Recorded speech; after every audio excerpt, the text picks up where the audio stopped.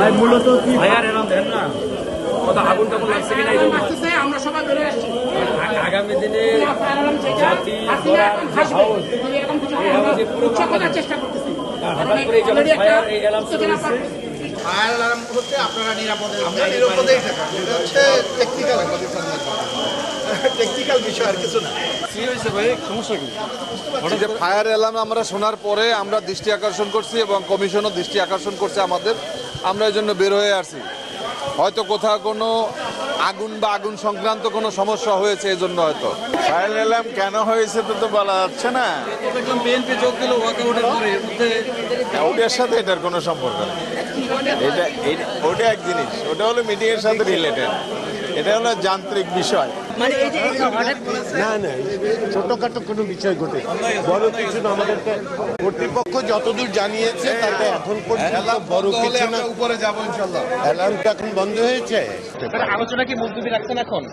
এখন তো একটা বিপজ্জনক পরিস্থিতির মধ্যে আমরা সকল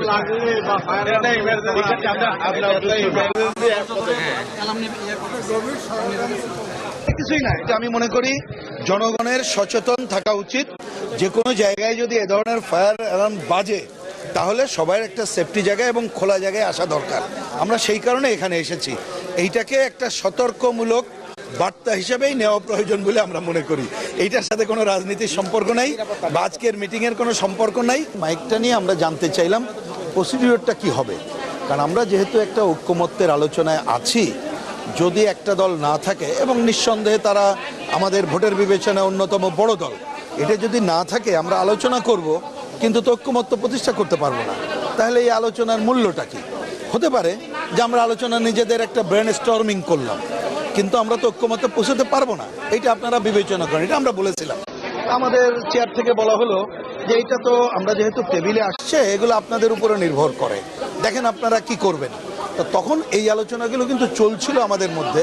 কোনো কোনো দল মনে করে যে ওনাদের এই ধরনের যাওয়া উচিত হয়নি, এখানে বসে কথা বলুক।